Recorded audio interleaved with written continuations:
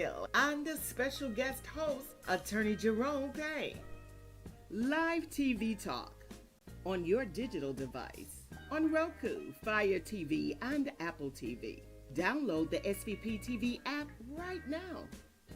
Check us out every Tuesday on Comcast Cable, Channel 17, 8:30 p.m. And we are live every Friday on Facebook Live, 6 o'clock in the evening. You've got a question? Our attorneys have the answer. So let's talk law with Attorney Daryl O'Neill on the SVP TV network. Welcome to Talking Law with Daryl O'Neill. I'm your host. I got my main man, Jerome. What's going on, Daryl? Hey, man, another day in the neighborhood. Oh, absolutely. A beautiful day, too, by the way. It turned out all right, man. Yes. It was cold or something this morning. Well, did you take your run this morning? I ran and I do it on the inside. Okay.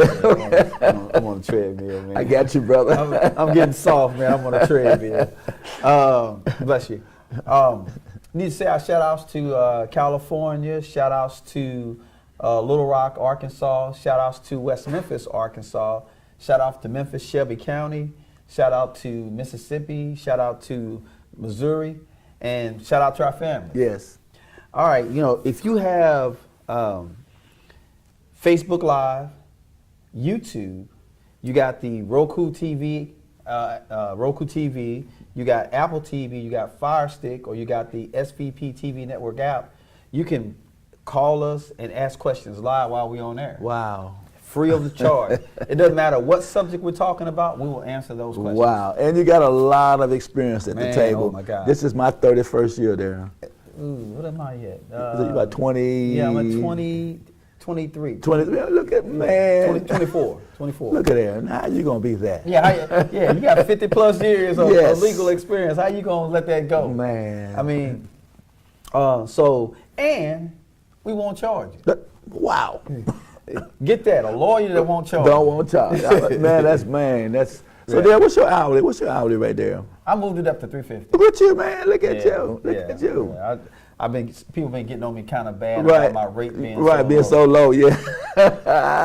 Look at that. So we saying $350 is low. Right. That's crazy, ain't it? Right. So I'm at 400. Yeah. I'm at 400. Yeah. See? Yeah. And look there. So look, 350 and 400, and now we're saying free.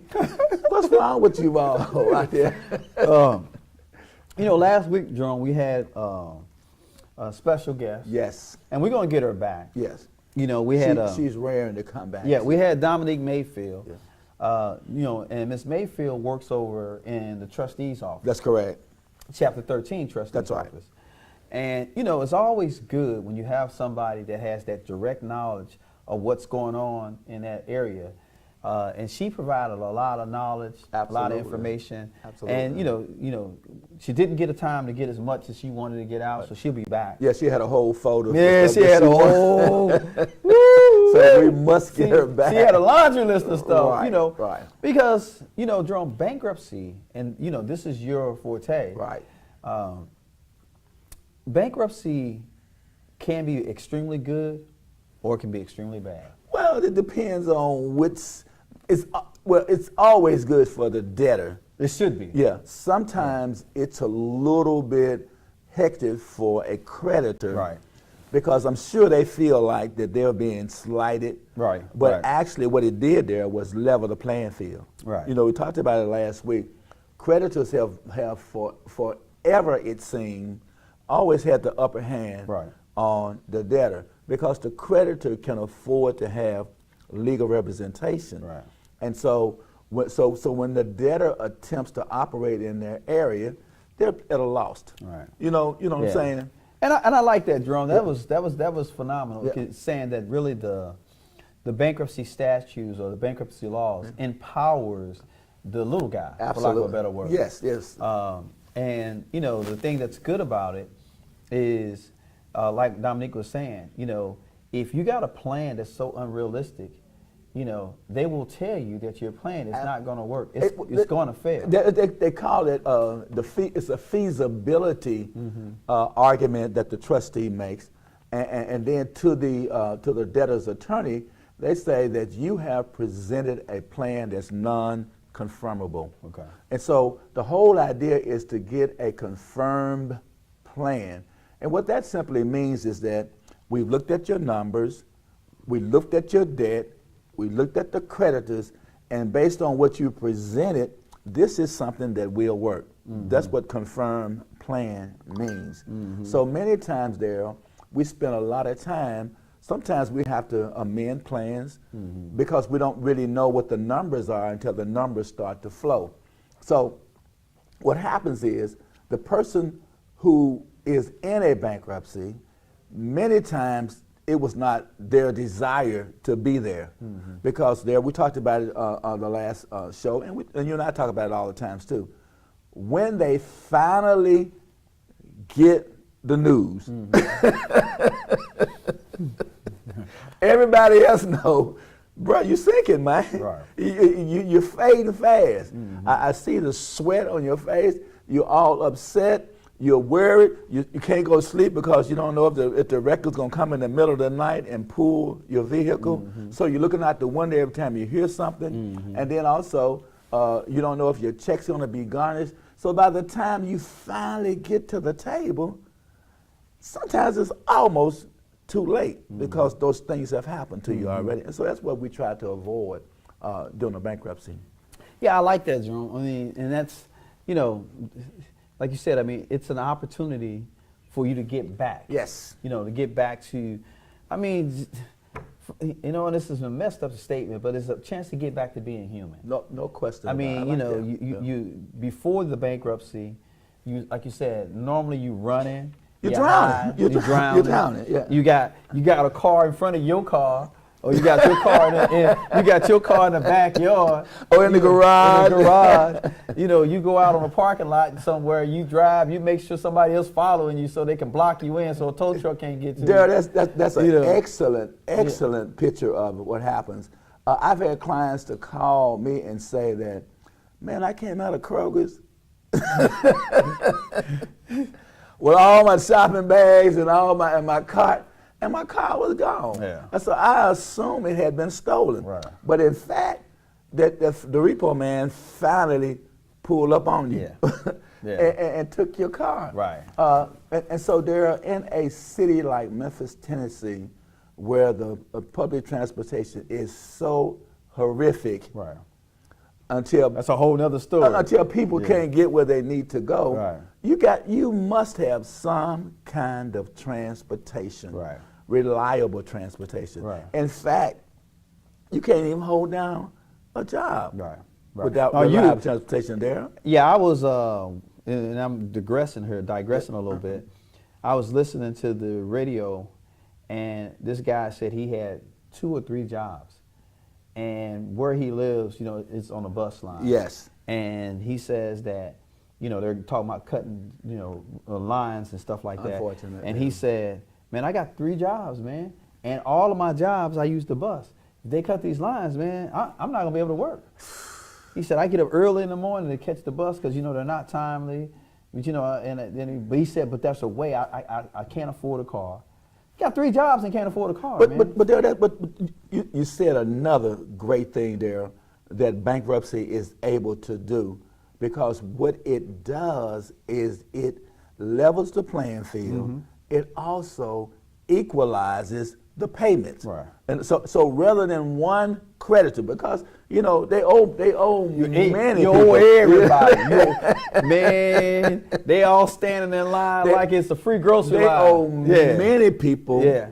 And so to prevent one creditor from monopolizing all of the funds. Yeah, the first come to get it. Exactly. You know. Exactly. So the bankruptcy does, it determines what they all ought to get. You follow me? I'm gonna give you a little bit, I'm gonna give you a little bit, and after this is all over, all of y'all stuff is washed That's off. exactly right. So everybody is much better off in a confirmed plan, because then it's organized. Right. You know what I'm saying?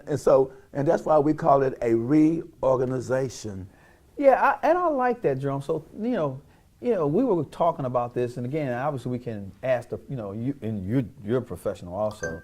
I mean, but when they say reorganizing, you know, I mean, really, what are they talking about? Okay, so what happens there is many times, particularly let me just say this to you too there.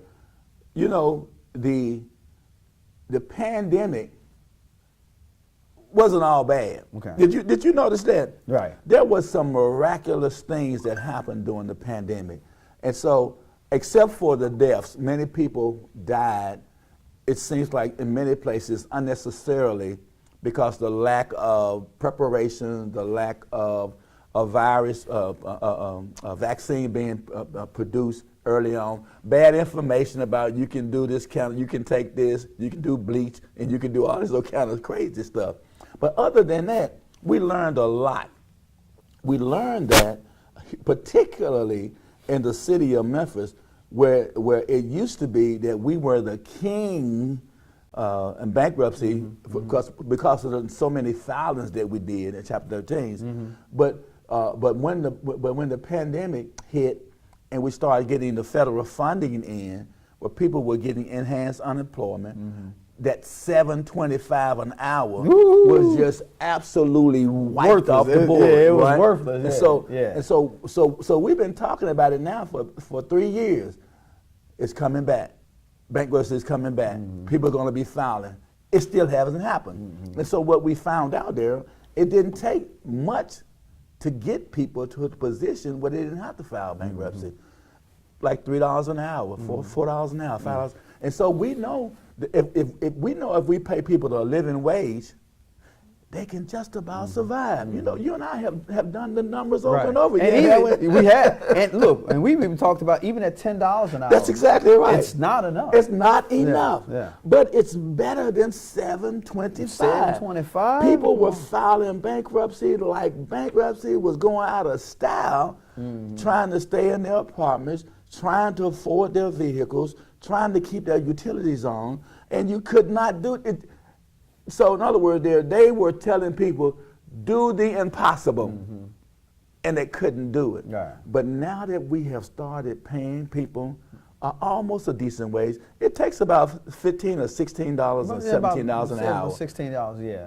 I think 16. To just break board, isn't it? To break even, man. That's if you don't have much of nothing. That's exactly right. But yeah, but $15, $16 an hour, it ain't great, but it'll keep your lights It on. will keep your lights on, and it'll have you some gas going back and forth to work. Right. And the other thing it will do there, that we noticed too, that instead of a person, say for instance, I got up the morning to go to work, and I tried to start my car, and the battery was out. People would lose 2 and 3 days from work because they could not afford to go out and purchase a battery. And so, hey, been there, done that, bro. Been there, done so that. what we discovered was, that if you pay people a decent wage, many of them will do the right thing with those funds. Right. And so you talked about it too sometimes, because you said, well, what did they do with all this enhanced unemployment stuff? Well, that was many of them did well with it. And some of them did what they needed to do was catch up. That's exactly. Yeah. Man, you said something. Yeah, they there. caught up. I mean, they were behind. And they had all those issues. And there they say right now, they're saying right now that the number of people who could not come up with $1,000 to do anything with is phenomenal. Yeah. And so we, as bankruptcy attorneys, try and change the mindset of our clients. You know, change is hard. Yeah.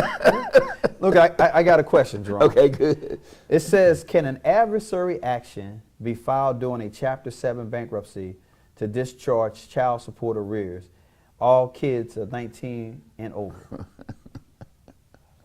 I think you got to start off with what is an adversary. Well, we already know. No, I'm not going to answer the question first. I'm going to go ahead and deal with this question. Okay, first of all, caller, that is a very good question. And so that's why we love questions. Right. Because you and I, we just can't think of everything. I can't think of everything. We just cannot. Right. Though we want to cover Yeah. many subjects, we just can't think of it. Right. But when somebody comes along with a beautiful question like that, we want to highlight it. So in every type of legal situation, there's always two parties at least, all right? And then you have the people in the black robes. Right. They make the decision. But an adversary complaint is just like a regular complaint in the court. There's always a complaint. What that means is a short, simple statement of your aggrievement.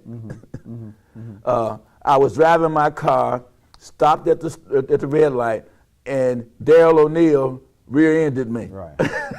And I was hurt. Right, and I was hurt. Yeah. That's a complaint. That's a short complaint. In the civil arena, the other one is that I'm a storekeeper.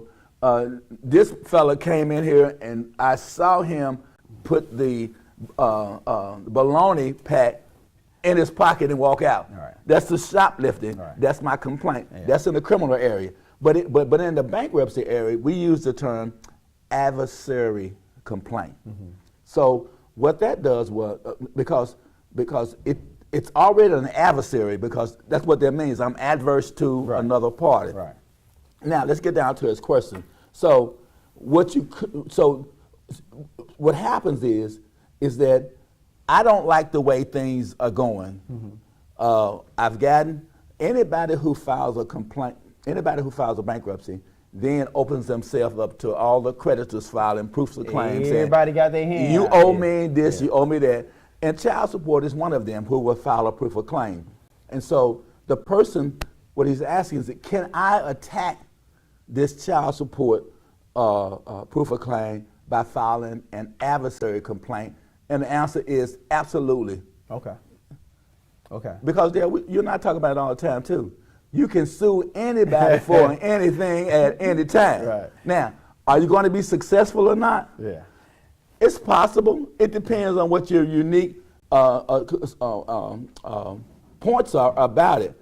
But 9 times out of 900, the answer to that question is no. Because child support has already been.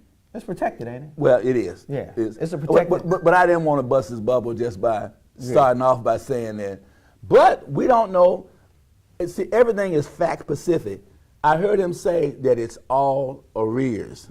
Well, if it's all arrears, that means that you owed it at some point, and so it's still outstanding, and you can deal with the outstanding. Now, but we've... So wait a minute, because that's one of the things that I learned about bankruptcy. If it's in the rears, right, it falls under a different category, doesn't it? No, it's still priority. It's still priority? It's still priority. Okay, I thought it followed it. It can't be discharged. Okay. But the beautiful thing about it that we have found out recently is that you can stop the wage garnishment for it on arrears. Okay. By putting it in a Chapter 13. Ah. That's your secret sauce. Yeah, but you can't get rid of it and you can't stop it. No. You can just control it. You can control Okay. it. So rather than the juvenile court or assigning an amount that you must pay, you can do it the same way you do the regular creditors, maybe like 10 cents, 20 cents, 30 cents. But it's still gonna be outstanding. All right. Look, we got another question, Jerome. Okay. It says, my house is in pre-foreclosure. What are our options? Oh, wonderful, wonderful. When you put the word pre in there, that gives us some breathing room. Now, what you have to do is take advantage of this time frame that you have, because a foreclosure is just like an auction. When they hit when they hit the gavel, bam, it's over with. There's nothing you can do with a foreclosure. So now is the time to seek out legal counsel. Okay. I'm glad this caller also brought up another good point there, because, and I wanted to talk about that tonight. You know, back during the pandemic, people were able to get forbearances after forbearances after forbearances after forbearances. You could get 6 months and then turn around and get another 6 more months, and then you get another 6 more months. So all of those are coming due now. Yeah. And so the mortgage company wants it all right now. But steps in, bankruptcy, says, oh, we're not going to give it all to you right now. But what we will do is we'll stretch it out over 12 months, 24 months, 36 months, 48 months, or 60 months. And so that gives the homeowner some relief. You know, and there was another option, but you got to be you got to be careful here, because sometimes it's fool's gold. The other option is that you can request for. You can actually ask your mortgage company, and I'm trying to get the right term. For a modification. For a mod. Yeah, for a modification. Yeah, you can request for a modification. Yeah.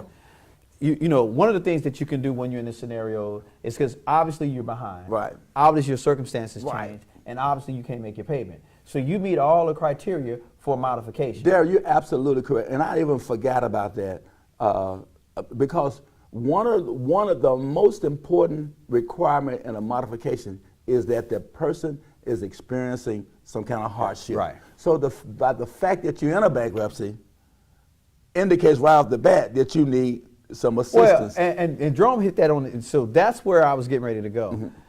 When I said modification, sometimes modification can be fool's gold. Right. And here's what happens in a modification. When you request for a modification, the mortgage company, and you explain your circumstances, show your change of circumstances, show that you can't do it, they are required. Almost required. No, not almost. They are required to do a modification. Okay, here's what happens. That's cold, Darryl. No. They are required. They are required to review your request to determine if you meet the criteria for it. Yeah, and the criteria is simple. Here, and that's what people don't. I mean, that's why people thinks it's supposed to be happening. Okay. You're right. Meet the criteria. Right. And here's the criteria. You're behind. Right. Number one. Right. You have a change of circumstances. Oh, okay, I hear you. And you can't afford your current mortgage. So that's the criteria. I've seen them deny modifications there. Here's what you got to do. They will deny. Okay. And actually, they will deny, and they will string you along, and they will foreclose on your property. That's exactly right. So the Jerome said to you. So be careful, yeah. That's why it's fool's gold. Right, I got you. Because you're now thinking that I filed for a modification and it's supposed to be happening. But what they'll do in the modification process is they will string you along. You're absolutely right. And I am gonna. Here's the most disgusting thing in a modification. So they'll say, send me all these documents. Then you send the documents to them. And then they'll say, okay, well, we'll need you to send this other document. Well, what they don't tell you is they discarded all the previous stuff that you sent. So now you got to send all of that all over again. You are so right. So they keep circling you. You are so right. So what you're supposed to do when they say send an additional document, you're supposed to send an additional document with the previous documents you sent. That's what you should do, absolutely. Yeah. But they're always going to say, we didn't get it, you didn't send this one, you didn't do that. So yeah. Here's the trick. There is a federal agency that monitors all mortgage companies. I like that. And if you file for a modification, and it's a time frame, it's a 30-day time frame. People don't realize this. And in 30 days, they're supposed to do 1, 2, 3, 4, 5. You're absolutely right. And a lot of times they don't. If you call that 1-800 number, I don't have it, so I know you want it. Yeah. Give me that number. I need that number. I don't have it. You're absolutely right. But you can Google it. And actually, when you file for a modification, anybody that files for modification, it triggers that government oversight. And look, and the clock starts to run on them to respond. Right. And there's an 800 number that is not attached to the mortgage company. Right. It's attached to this federal agency. And you call that federal agency, they will contact the mortgage company on your behalf and ask them what it is that you need. Because once you do that, you are really saving yourself. That's right.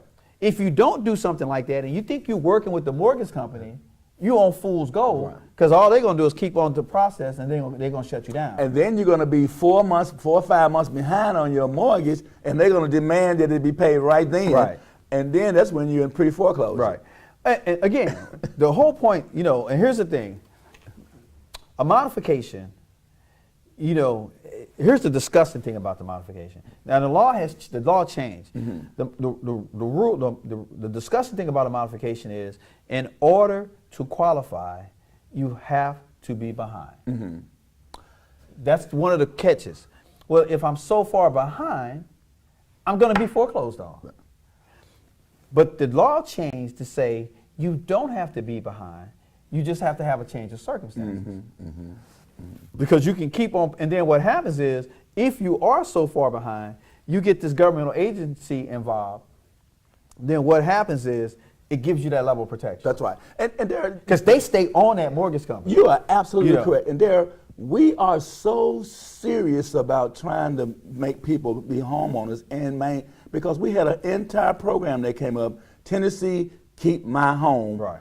They spent thousands of dollars Thousands. helping people who have been with. Yeah, they spent hundreds of thousands. Yeah, like maybe $1 billion. Yeah, they spent a lot of money. Some people got as much as $40,000, Yeah. $50,000 to catch up on their mortgages. Right. So we want you, caller, homeowner, to maintain your property.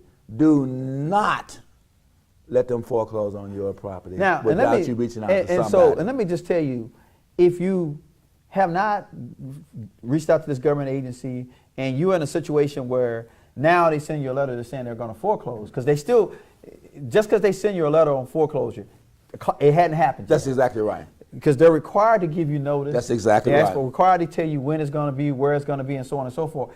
Once you get that letter, The office has to publish too. and they have to publish That's it. right. Once you get that letter, you need to do something right then. That's exactly right. And if if you hadn't reached out to this governmental agency, you hadn't started the modification process, then what you need to do at that particular point, and even though I'm not an advocate of Chapter 13s, you need to file bankruptcy. That's right. That's right. And there are our people praying is good.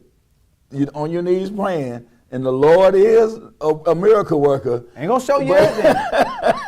but what they showing you is Jerome Payne. That's right. That's exactly right. They That's right. showing you Jerome Payne, That's but you it. be like, man, I ain't doing bankruptcy. Right. God said you got to pay your debt. And you are going to pay your debt. That's what right. Chapter 13 does. That's exactly it right. It requires you to pay your debt. That's exactly right. It just gives you a process and a plan of something that you can afford, something that works for you. But if you missed any of these steps and you got that foreclosure letter, because again, you file for a modification if you're a month behind, 30 days, because they're not going to foreclose in 30 days. No.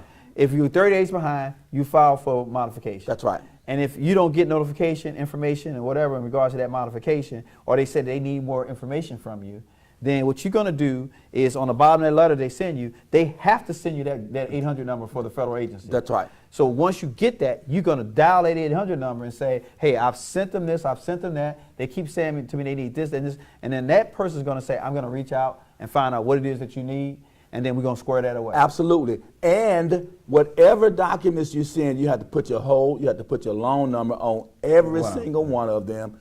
And you make sure you hold your packet of material. Don't ever let that go. Don't lose it. And then you get your, like if you're faxing, get your fax receipt. Right. If you're emailing, get your email receipt. So you can come back and say, I did send this, and this is my proof that I sent it. Right.